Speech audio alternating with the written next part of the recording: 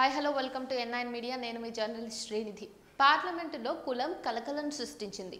BJP MP మాజీ కేంద్ర మంత్రి అనురాగ్ సింగ్ ఠాకూర్ బుధవారం లోక్సభలో బడ్జెట్ మీద జరిగిన చర్చలో ప్రతిపక్ష నేత రాహుల్ గాంధీని ఉద్దేశించి తమది ఏ కులమో కూడా తెలియని వారు కులగణనను కోరుతున్నారని చెప్పేసి చేసిన వ్యాఖ్యలు ఏవైతే ఉన్నాయో అవి పెను దుమారమే రేపాయి. దీనిపై ప్రతిపక్షాలు భగ్గుమన్నాయి. లోక్సభలో ప్రతిపక్ష ఇండియా బ్లాక్ సభ్యులు ఆందోళన చేపట్టారు.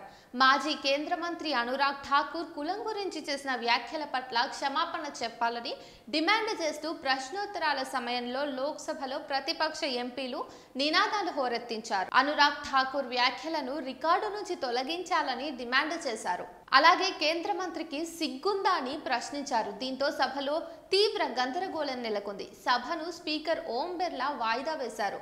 శివసేన నేత అనిల్ దేశాయ్ మాట్లాడుతూ పార్లమెంటులో ముందుకొచ్చిన కులం అంశం రాజ్యాంగబద్ధంగా అభ్యంతరకరమైనదని అన్నారు. అనురాగ్ ఠాకూర్ వ్యాఖ్యలపై నిరసనలు సహజమైనవేనని పేర్కొన్నారు. రాజకీయాలతో సంబంధం లేని వారు సైతం ఇలాంటి అంశాలు పార్లమెంట్లో ఎందుకు ప్రస్తావనకు వస్తున్నాయని విస్మయం వ్యక్తం చేస్తున్నారని అన్నారు. ఒకరి మతం కులం గురించి మరొకరు ప్రశ్నలు లేవనెత్తడం ఆందోళన రేకెత్తిస్తోందని పేర్కొన్నారు. లోక్సభలో బీజేపీ నేతలు కులాల ప్రస్తావన తీసుకురావడంపై కాంగ్రెస్ చీఫ్ మల్లికార్జున ఖర్గే విస్మయం వ్యక్తం చేశారు.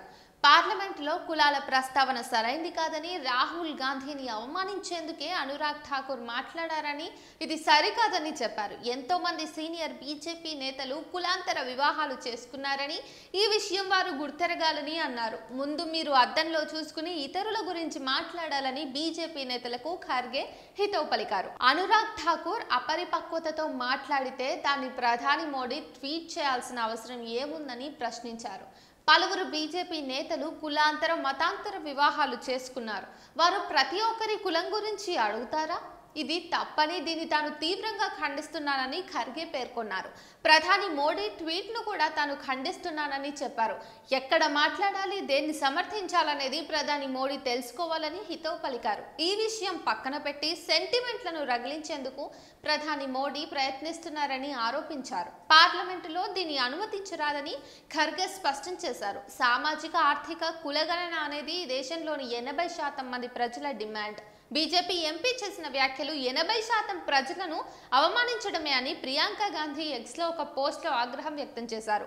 దేశ జనాభాలో 80% మందిని ఇప్పుడు పార్లమెంటులో అవమానిస్తారా అని ఆమె ప్రశ్నించారు. కులగణన ప్రాతిపదికన దేశాన్ని విభజించడానికే అని కిరణ్ రిజిజు అన్నారు. కులం గురించి అడగటంలో తప్పు లేదని కేంద్ర పార్లమెంటరీ వ్యవహారాల శాఖ మంత్రి కిరణ్ రిజిజు అన్నారు. రాహుల్ గాంధీ కులగణన ప్రాతిపదికన దేశాన్ని విభజించడానికి ప్రయత్నిస్తున్నారని ఆరోపించారు. దేశాన్ని, ప్రజాస్వామ్యాన్ని, ఆర్థిక వ్యవస్థను నిర్వీర్యం చేసేందుకు కాంగ్రెస్ కుట్ర పన్నిందని ఆరోపించారు.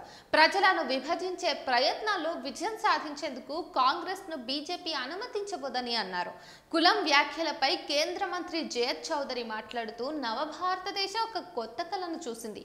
ప్రతి దానిని కులంతో ముడిపెట్టడం సంకుచిత మనస్తత్వం ఉన్న వ్యక్తులు మాత్రమే చేయగలరు అని అన్నారు. ప్రధాని మోడీపై ప్రివిలేజ్ నోటీస్. లోక్సభలో కులాల గొడవ నేపథ్యంలో కేంద్ర మాజీ మంత్రి అనురాగ్ ఠాకూర్ ప్రసంగానికి ప్రధాని మోదీ మద్దతు ఇచ్చారు. దీనికి సంబంధించిన వీడియో క్లిప్ను సోషల్ మీడియాలో పోస్ట్ చేశారు.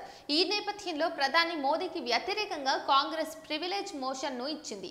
Congress MP Charanjit Singh Lok Sabha secretary general కు ఈ మేరకు బుధవారం ఫిర్యాదు చేశారు. లోక్సభలో అనురాగ్ ఠాకూర్ ప్రసంగాన్ని ప్రధాని మోడీ ప్రశంసించారు. ఈ వీడియో క్లిప్ ను ఎక్స్ లో పోస్ట్ చేశారు. నా యంగ్ ఎనర్జెటిక్ సహోద్యోగి అనురాగ్ ఠాకూర్ చేసిన ఈ ప్రసంగాన్ని తప్పక వినాలి.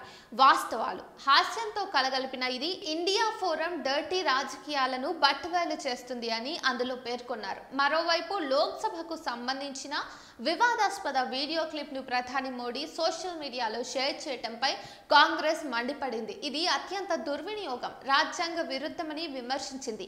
ప్రధాని మోడీ పార్లమెంటరీ ప్రత్యేకాధికారాలను తీవ్రంగా ఉల్లంఘించారని ఆరోపించింది. దీంతో మోడీకి వ్యతిరేకంగా ప్రత్యేక అధికార తీర్మానాన్ని తీసుకువచ్చి పంజాబ్ మాజీ సీఎం జలంధర్, ఎంపీ చరణ్జిత్ సింగ్ చన్నీ ఈ మేరకు ప్రధాని మోదీపై లోక్సభ సెక్రటరీ జనరల్ కు ఫిర్యాదు చేశారు.